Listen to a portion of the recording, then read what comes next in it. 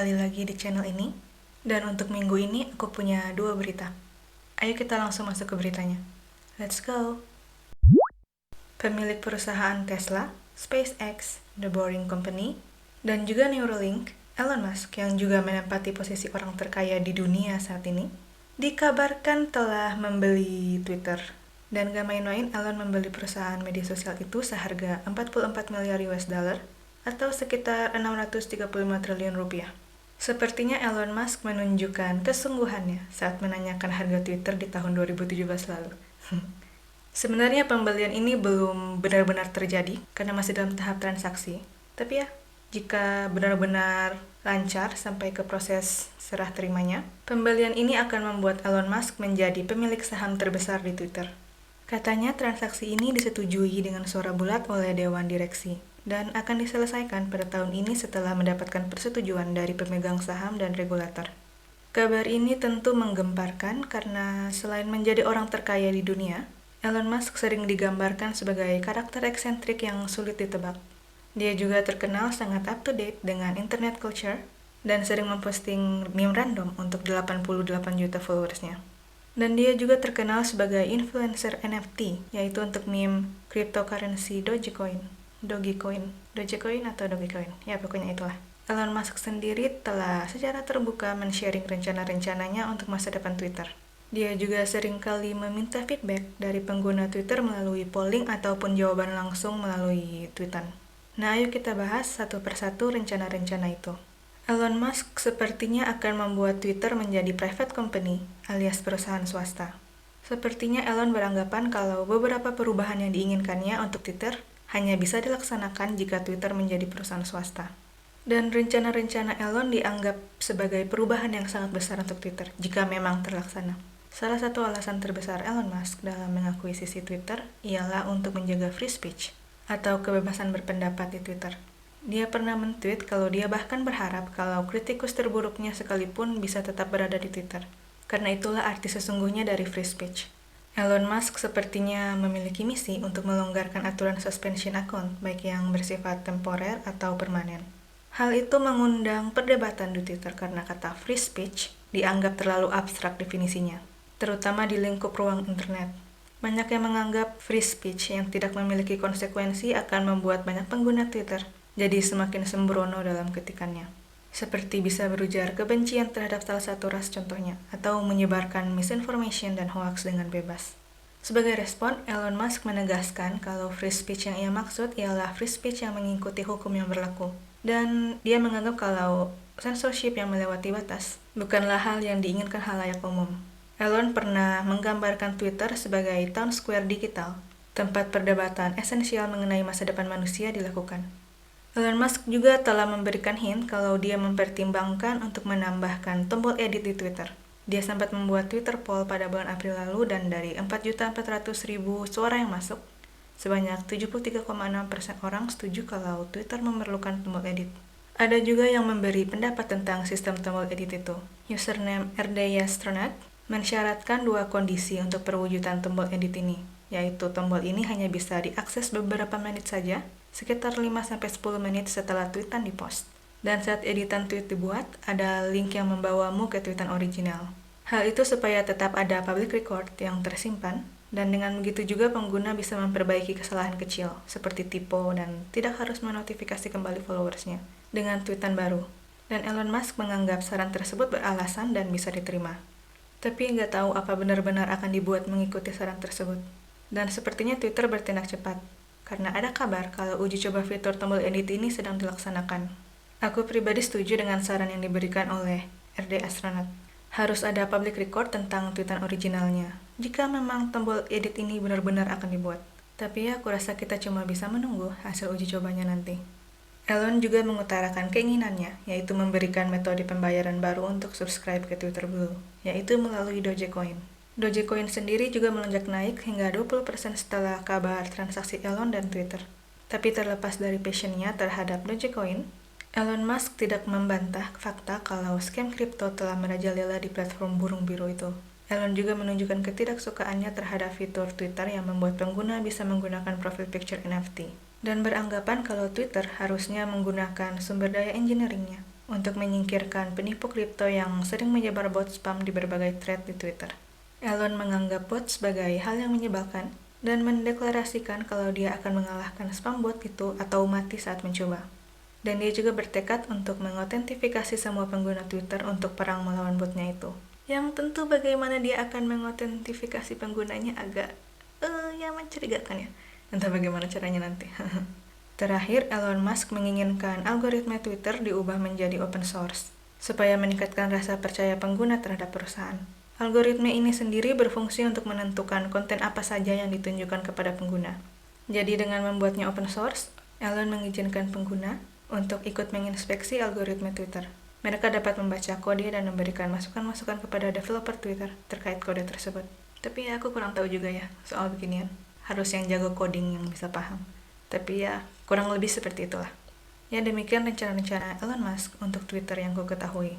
Mari kita lihat apa rencana-rencana itu memang akan direalisasikan atau hanya akan menjadi wacana seperti bukber alumni.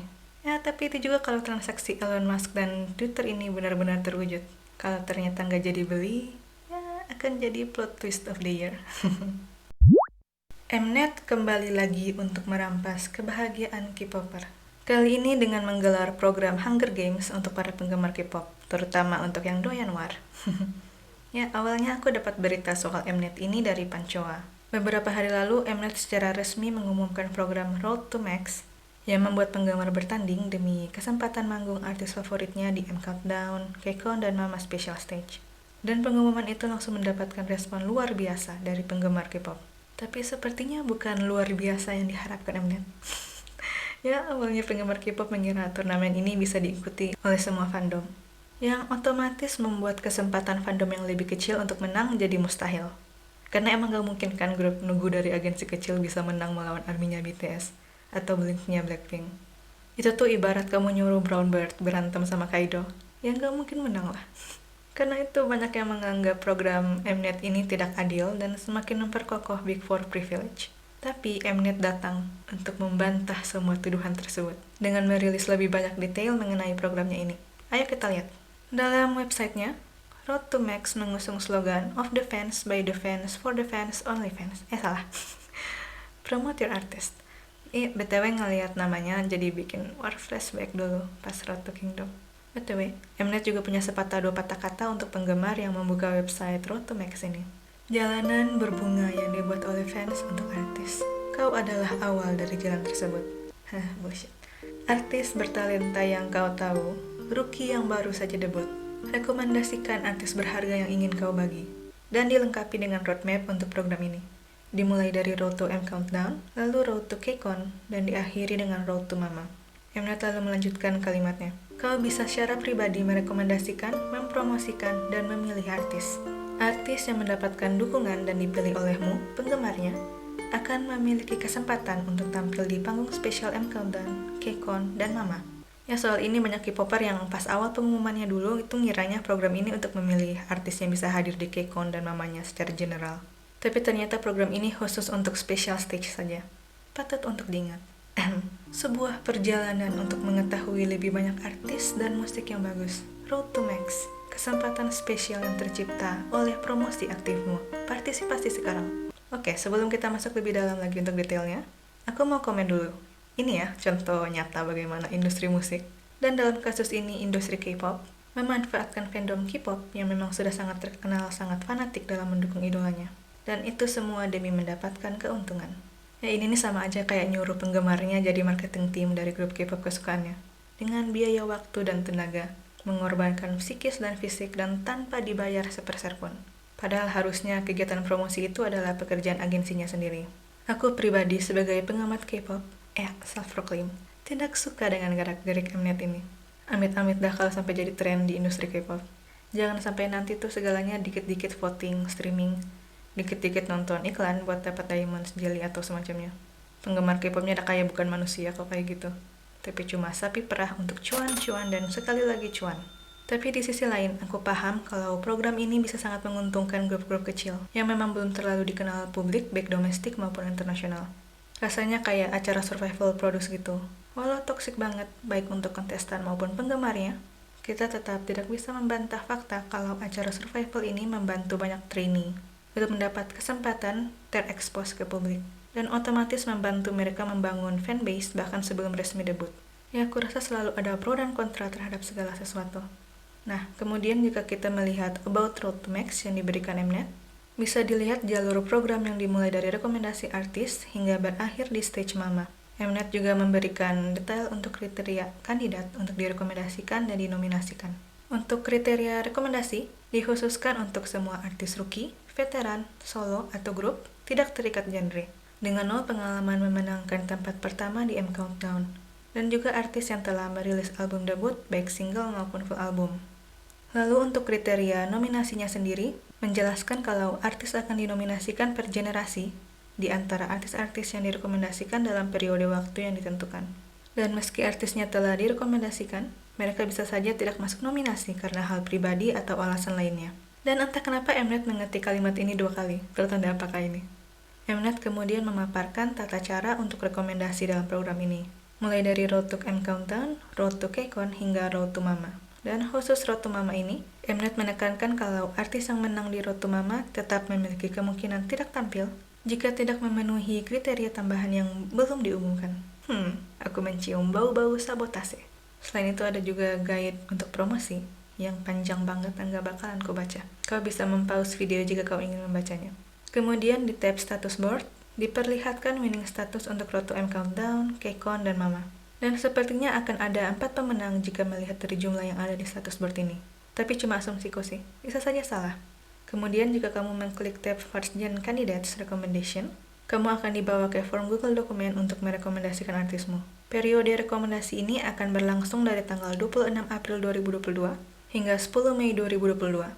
Terakhir di tab Community-nya, Mnet menyediakan post official terkait program tersebut, pengumuman, dan juga feed yang bisa digunakan penggemar untuk mempromosikan idolanya.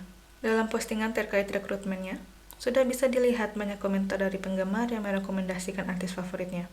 Mulai dari solois Lim Yong Woon, girl group Secret Number, hingga boy group Just Be. Ya, terlepas dari kritik-kritik yang dilempar ke wajahnya, kurasa Mnet tidak akan terlalu peduli. Sama seperti acara Produce dan Survival Mnet lainnya, yang awalnya dikritik, tapi endingnya malah jadi hits. Ya, bisa saja kan program Road to Max ini sukses besar dan nantinya akan menjadi template yang akan digunakan perusahaan-perusahaan lainnya, ya Allah, amit-amit. Tapi aku rasa kesempatan untuk lebih terekspos ke publik sudah cukup untuk membuat banyak fandom bertekad untuk memenangkannya. Jadi ya, semoga perjuangannya membuahkan hasil yang positif. Demikian berita untuk minggu ini. Semoga bermanfaat, menghibur, dan edukatif. Selamat Hari Raya Idul Fitri untuk umat Islam. Mohon maaf lahir dan batin. Semoga tahun ini pun berkah dan diberikan kelimpahan rezeki serta kesehatan selalu. Terima kasih banyak atas perhatiannya, dan kita akan bertemu lagi Senin depan. Bye-bye!